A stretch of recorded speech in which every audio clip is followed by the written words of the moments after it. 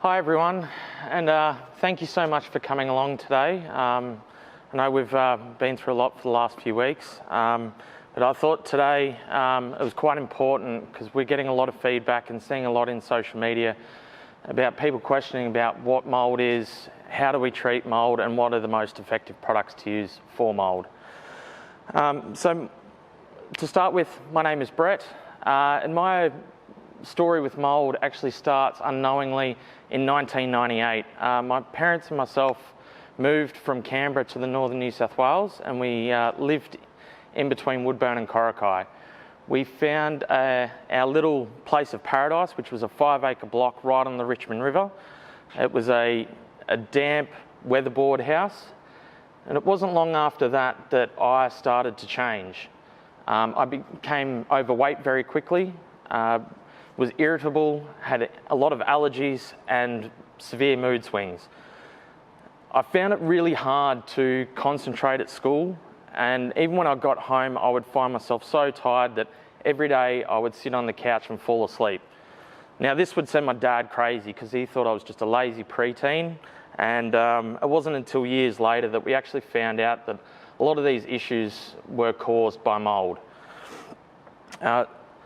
So my career from then, a few years later, in my early 20s, I fell into the mould remediation and HVAC, air conditioning, cleaning industry.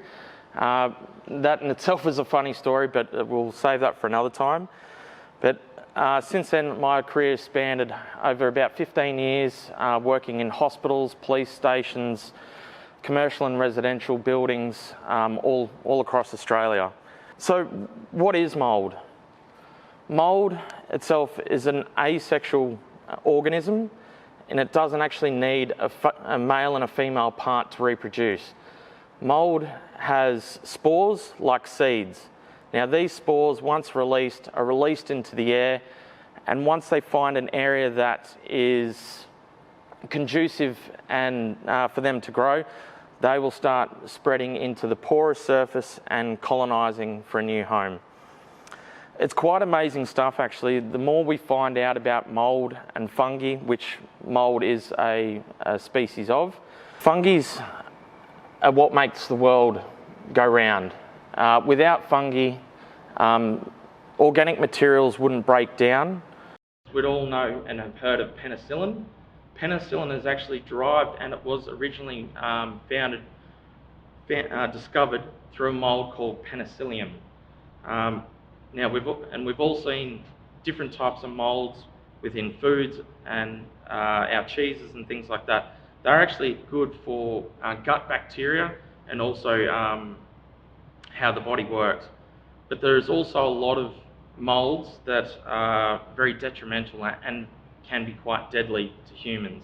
Side effects from mould can be as minor as irritations, fatigue, through to depression, anxiety, and in some severe cases can cause death. Through my years of experience, I've witnessed a lot of different things with different side effects that people have experienced. One in particular was an elderly couple that I knew before they had a mould issue. They reached out to me and said, the wife reached out to me and said, "Look, can you come in and have a look at our house? I think I've got a mould problem." We turned up, she greeted me at the front door and said, "I don't know what to do. We have been away from our house for the last 6 to 8 weeks. We've had the house locked up. We've come back, it smells mouldy, we can't really see anything, but something's happened with my husband. We've been married for 50 years and he's never raised his voice and we've never had an argument. But since we've been back, he has been borderline violent, throwing things around the house, and I don't know what to do. I feel that it is mould, but I don't know." We treated that house. 4 weeks later, I get a phone call from the wife again. She asked me to come back and she greeted me at the front door, gave me a big hug, and she said, "My husband's back." I believe in the future we'll find and we'll scientifically prove that mould actually does have some sort of effect on our neurological patterns, and our daily habits to best suit its agenda. It is a highly intelligent organism. It has been here for millions of years and it'll be here a lot longer than we are. So, with mould illness though, we're finding now that there are genes that some people have that make you more susceptible to mould and mould illness. And these effects can range a whole heap of, these effects can be ranging from those minor effects to almost debilitating effects where people can't operate in their normal daily lives. So, getting to, I guess, protecting your area and what we're facing at the moment. So there are a few ways that you can help reduce mould in your indoor environments. Number one, and the main one, is really trying to reduce the moisture in the air and the surrounding environments. Now obviously that's quite hard at the moment because a lot of places have been flood affected. But with the use of dehumidifiers, fans, and even things like damp rid, which is a little box that you can buy from Woolies and that actually draws the moisture out of the air and stores it for you to remove. Another one is foliage. Now we live in the beautiful northern rivers is full of foliage, and there are a lot of trees and that close to people's homes. But you will notice that there are certain species of trees and plants that are more susceptible to growing mould on them that will allow the spores to, I guess, carry in the air into the home. The main ones are citrus trees, a lot of big leaf trees, and also bamboo. So if you can sort of reduce that, or those close to the home at least, that can definitely help. So cleaning mould. That's obviously the big thing at the moment, is how do we clean mould? What do we use? What products are effective? What aren't? Wherever cleaning mould, I please implore you to protect yourself as much as possible. Even a slight inhalation of mould can cause these symptoms. Not with everyone, but a lot of people it can do. So the way to protect yourself is by using either a P2 or an N95 or greater grade mask, or a respirator is preferable. Goggles and a good set of gloves. Now with cleaning mould, there is a way to do it properly, and to try to reduce the actual spread of mould while you're cleaning. Because as we did say earlier, that even a slight touch or getting close to mould can trigger it to release its spores into the air. But at this point in time, what we're trying to do is remove as much as we can as safely as possible. So while using a microfiber cloth and a mould killing product, a proven mould killing product, what you actually want to do is wipe over a surface in one direction. But while you do wipe over the surface, just hold the leading edge up off the surface, so you're actually capturing as much as you can in the cloth, and not sort of like that, or spreading it around. Once you've cleaned over the surface, gently place the cloth in a garbage bag and seal it up if you're wanting to dispose of it, and that is the preferable way. If you are wanting to keep the cloth because you're short on supplies, have a bucket of warm water with the mould killing product in it as well, and gently put it in there, submersing it and washing it in there. When you finish cleaning it, hang it out on a washing line or something in the direct sunlight to allow it to completely dry out. Now, products to use with mould. There's a few things you can use for mould. There are a lot of products on the market that are actually proven and TGA approved to kill mould, but there are some products that are around your house that you can use. Now, unfortunately, the first one I'm going to talk about is bleach, and bleach, unfortunately, is not effective against mould. It has minimal killing capacity to kill mould, but not only that, it will aggravate the mould, and the main component of bleach being water. So you're using bleach, you'll aggravate it, and you're actually feeding the mould as well. So you're introducing that damp back into the area for the mould to grow on. This is why when you clean your bathroom or that mouldy area, and a few weeks later it comes back, or every season you'll do a big mould clean. You think you've got it all, but then next season you come back and it's back in the exact same spot again. Products that do work that are around the house. Now, clove oil, tea tree and vinegar are effective for mould. They've been used for a long time against mould, and they are a very effective product. There is actually another combination of essential oils called thieves oil that has been used for centuries, that is very effective against mould. But the same again as we were talking before. So mould, like we said, mould and what you see on the surface is only a small part of the mould. So if we're talking about this as a wall, and we've got a small patch of mould here coming out the wall, it all looks nice and fluffy. We come over with our clove oil, our tea tree or our vinegar, come and wipe that surface and clean that off. What we've done is we've removed its reproductive cycle, which is great. It's going to reduce the risk of it being spread into the environment and surrounding areas. But what we don't realise, and a lot of people don't, is that the mould is actually within either the wall, the concrete, whether it's timber, gyprock. In that mould, that one mould patch, the body of the mould might be this whole wall.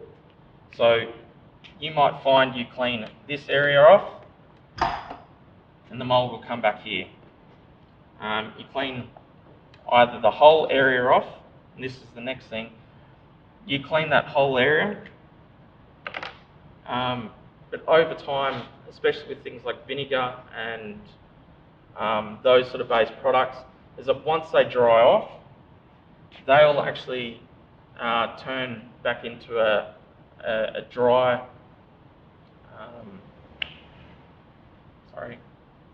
a salt or a grain. Trying to think of an example. Like salt water.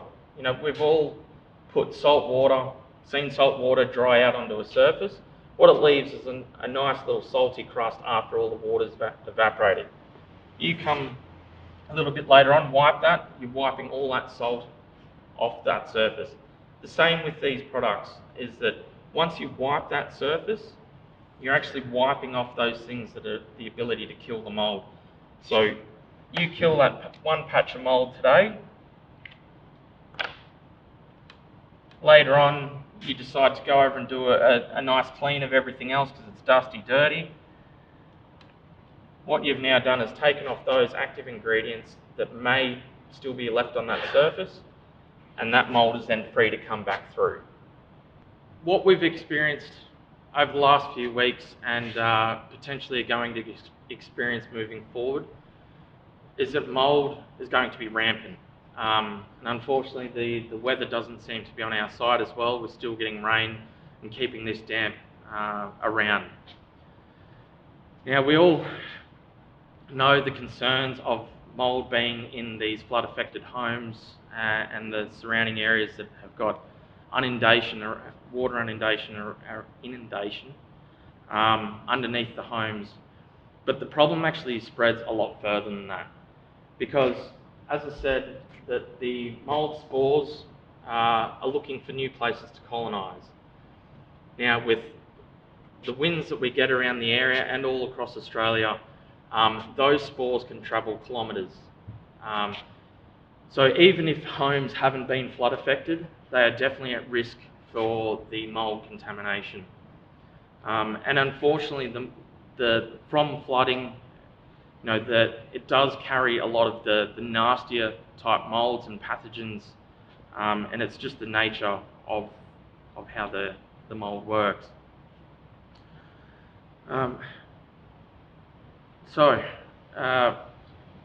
Now, the critical thing moving forward for all of us is getting back to as normal as quick as possible. And that obviously is a massive effort from a lot of people, a lot of communities, community-based organisations, government and that sort of thing to get the community back to where it was to a thriving and livable area. So as I mentioned, I've been in the industry for going on 14, 15 years now. 8 of those years was a company that I started with my father, actually in the Northern Rivers region, called Ducted Air Solutions. And what we did is we treated commercial air conditioning systems at the base hospital and other community-based health facilities in the Northern Rivers region and southeast Queensland. During that time, we were always looking to better ourselves, better all the practices that we had, and that was including the products that we used. Now, unfortunately, we could find products that were fantastic at killing mold, but they had very negative health side effects and weren't conducive to using in air conditioning systems. Or the other side of it is that they were very green and clean, but were unfortunately had little to no ongoing protection from mold. So me being I like to classify myself as a dyslexic bucket scientist, I started researching to see what could be done to bring a new product to the market. Now, what I'd found is that there are a lot of the mainstream products that are sold for disinfection of mold and even antiseptics contain a type of chloride called quaternary ammonium chlorides. But the same thing with them, being as chloride like the salt water, once they were applied to a surface, they would actually, once the surface dried, they would blow or be wiped away. But what we were able to do is bind that with a technology that held the active ingredients that were effective against killing the mold, and once it was applied to a surface, it would actually bind to the surface and can keep those active ingredients on the surface for a prolonged period. Now, moving forward to 2017, so we've been using the product for about 4 years within our family business and had seen a lot of great benefits and long-term protection throughout the systems that we'd been treating. 2017 came around and unfortunately we had a flood then in the region as well. And me being me, I just had to come down and help and do what I could. But I thought, I'm only one man with a heap of product. What do I do? So what I'd actually found is, and a lot of people have seen now, is what those called ULV fogging machines, which are ultra low volume. And they actually atomise the product onto a surface very quickly, very effectively, and with minimal use. In the 9 days that I was in the Lismore region, I personally was able to treat 157 homes, buildings, offices, and 6 to 12 months later, we were still getting feedback and comments from people saying that they are still mold-free. What we've been able to do with our product is obviously start with, we clean off this blooming mold that we can see. But what we're actually doing by treating this whole surface is we are keeping the mold at bay. And that's the critical point at the moment. It doesn't mean that our product is a silver bullet and once you apply this product you're going to have no issues moving forward. But what it does do is it allows the occupied space within the environment to be safe for people to move back in where possible. if there isn't other damages in that to the building, and then evaluate, what do we need to do next? Is there, construction works that needs to be done? Do we have to talk to our builders, our insurance companies? But while those things are happening, and these things do take time, that occupied space is essentially a bubble. As you may have seen, our product is named Forcefield, and that's what I essentially see that we're doing, is creating a Forcefield bubble of a safe space for people to reoccupy while they take the proper precautions for moving forward that may or may not be needed. Tim was saying he's started to remove some walls within his property that has been fully flood affected, and he's finding very hairy mould within the wall cavity. Do you need to demolish? Was that the question? Well, do I have to take all the walls out? Yeah. Okay. Yeah, so it's a sort of a case-by-case basis. People do need to assess, I guess, how far the mould's gone. Now, mould being funny though is that the mould could have actually been in your property since the day the house was built. It could have been in the building materials that they cut down and treated to build your house. So it could have been sitting there since then. Once again though, with what we can do till such a time a professional remediator or a professional can come out and assess if those things are required. If you have removed some of your walls to date, you can treat all your stud work, and once again it's containing the mould within those surfaces. So normally what we suggest with people that have removed the wall and they've got all their framework, treat all their framework, then treat the new materials going in, put the new material on, and then treat the outside. So it's essentially creating layers of protection between where the mould is and where you're going to occupy. Like I said, it's a bit hard to say without actually seeing your property, but 10.5 metres on the ground, 14.4, the house is 4.5 metres, so yeah, the whole thing was for 4 days. Yeah. Before the water subsides. Look, there's two things, is that it may cause issues later on down the track, but it may also be able to be kept at bay back to where it was, and that's where I said you've really got to try to reduce the moisture around these areas to help it dry out, and then you're actually starving the mould from wanting to grow, because when you actually see that blooming, the mould's going, hey, it's perfect time for me to reproduce. But while ever you can mitigate its perfect conditions, it's going to just sit there and be dormant.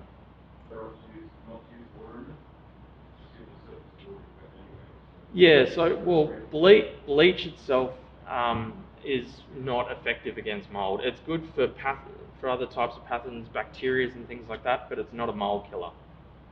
It will actually discolour the mould so you can't see it. We probably all use bleach in our bathrooms. We bleach it one day and go, oh great, it's all the mould's gone, but next week it comes back. It's because the mould is actually behind the tiles and behind the grout, and it's coming back through. But with other products like that are going to last a bit longer, like your oil-based stuff and things like Forcefield, you still may see on porous surfaces like gyprock staining, and the staining may actually expand, because I'll just do a quick demo on this. So you've got your surface here, you did have mould in the centre, you have, and say it was that big, but it was coming out nice and fluffy and blooming. You then go over and clean it with either our product or a lasting protection. You may see that it won't bloom or blossom and get fluffy like that before, but it may start to sort of create a stain, for example like that, along a gyprock surface or a painted surface, because it's the mould is still trying to come through where it wants to, but because there's a protective coating over that it doesn't want to get through, or it can't get through, the mould is going to sort of spread and start looking for a place to get around that. At times you've got to make do with what you've got. Look, vinegar and water, yeah, you probably want more vinegar, probably more of like a 80-20. Well, and that's, yeah, you don't have to, but if you're running short on supplies and you're wanting to I guess, use it, be able to cover more surface area with it, you can dilute it a bit, but preferably it's you want to use it neat to give it the best of it. Yeah, well, you want to try to, obviously treat all that stud work first, to either kill what is there or to, stop its reproductive cycle to spread. But yeah, as soon as those surfaces have started to dry out, well, have dried out, by all means, you can start moving on with the next step in the process. Really as dry as possible. Now, in this sort of an area, it's sort of near impossible to get no moisture in things because it's just the nature of the beast of the area. But yeah, as long as things aren't sort of visibly wet, you can start looking at those sort of things. But really, with that sort of stuff, you should be sort of consulting with a builder as well, if possible. And I know a lot of you have got beautiful homes that you don't want to remove things that you don't have to. But if there is a way that you can even open up holes, or in certain sections that are going to be behind things, to let air get in behind as well, because you think the water, if you've got a back-to-back wall, the water's rised, it's gone down, a lot of that water is drained out, but you've got this now cavity in between that was full of water that's still probably holding some moisture that you need to sort of be able to air out as best as possible. If the house is still full of flood mud, which I believe there probably wouldn't be that many compared to a week ago, there is a benefit to treating Forcefield then, and that's more for the people going in to do the clean, because not only is there mould, but there's bacteria and pathogens that have been carried in with that water. So that's one thing. But if a clean has been done, and I would say there's probably 3 lots of cleaning that'll be going on. It's that initial getting rid of all the build-up, the mud and all that. Then there'll be the next stage clean, which is getting rid of the residual, and then there's your final clean before you go back into your home. Forcefield can definitely benefit and help protect the home in between as of the clean 2 and your third clean. The beauty with Forcefield is as well is that even if you do wipe over that surface, you're not actually going to remove Forcefield off that surface. The most you're going to do is just sort of smear it around a little bit. So if you've got your home to a stage where you've cleaned it, you've gurneyed it, that bulk of stuff is out, and you're now getting into that more nitty-gritty, fine detail cleaning, Forcefield definitely will be a benefit there. So if you can see mould now, you've done that final clean, you've gurneyed, it's dried out, well, so-called dried out, but you can actually see the mould come back. Yes. Should you actually touch it now before you get someone in or use your product to do it again, or should we just leave it now and just... Well, and it comes down to is how you can protect yourself. If you have the ability with the right protective equipment, like I was saying, the respirator, right. So or a mask. Continue to clean and still have someone come in. Yeah. To do it. But yeah, if it's not at your ability, or you don't have the ability to protect yourself, I highly recommend you get expert in. Yeah. And then after the 30 days... We officially, from the TGA, are allowed to say up to 30 days against mould, bacteria and COVID. But with that, we have actually seen in real world scenarios here, actually in the Lismore Base Hospital, where the product in an undisturbed air conditioning system has lasted up to 4 years. There is a way that you can actually test. We've probably all seen the little pH test strips you can stick in water and it changes colour and tells you what your pH level is. We have the same thing, but it is for the active ingredients within our product. They're a combination of quaternary ammonium chlorides, or QACs. There are lots of different QACs out in the marketplace. The ones that we use are,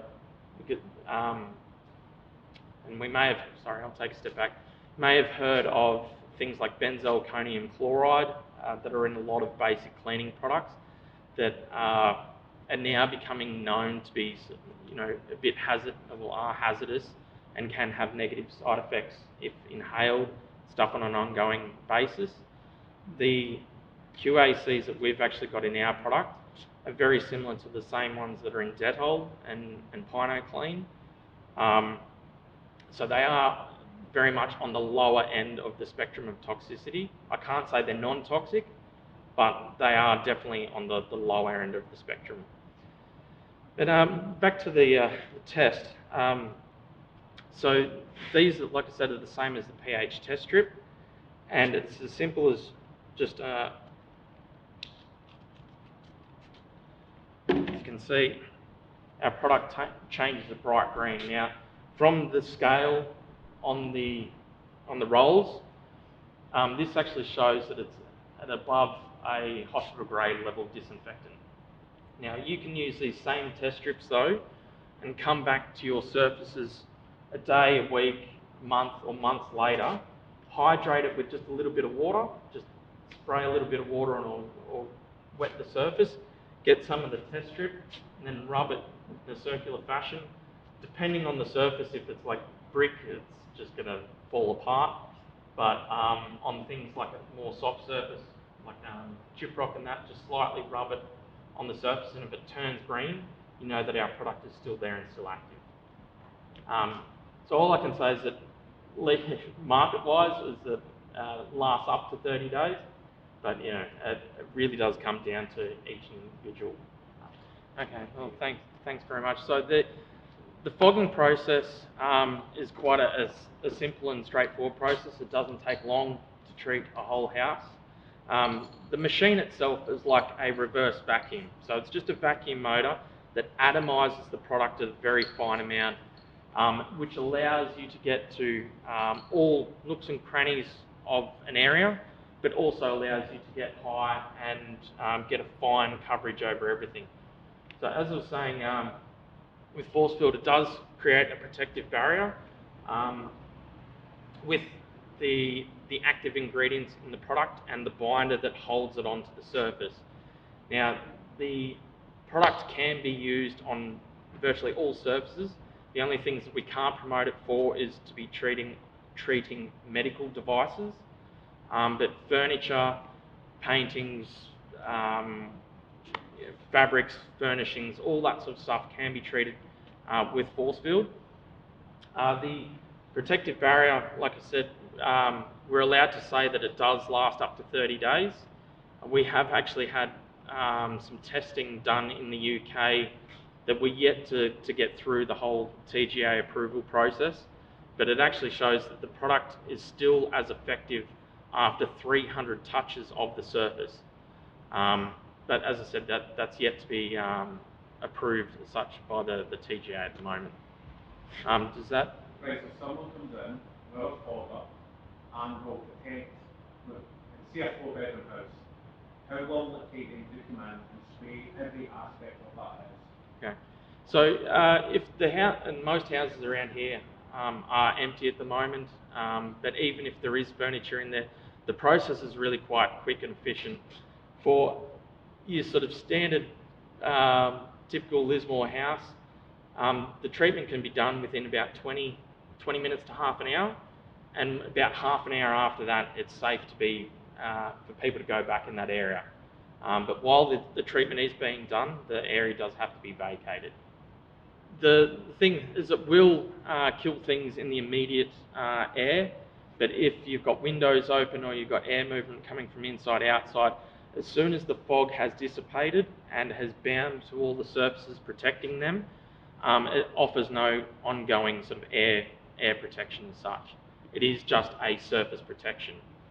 So in case of Can do, yeah. So the whole house can be done inside and out. Really, the obvious concern at the moment is to make a safe space inside for people to be able to safely work and move back into their homes. But yeah, that is. Can you just concentrate more on the bottom of the How do you access the service? So at the moment, locally, you can go through Lismore Resilient. So they have the contacts of local service providers. Oh, sorry, Resilient Lismore. Yeah, Resilient Lismore. They have the contacts of the local providers that can do it, or you can talk to myself. Guys, well, I think I'll wrap up at the moment.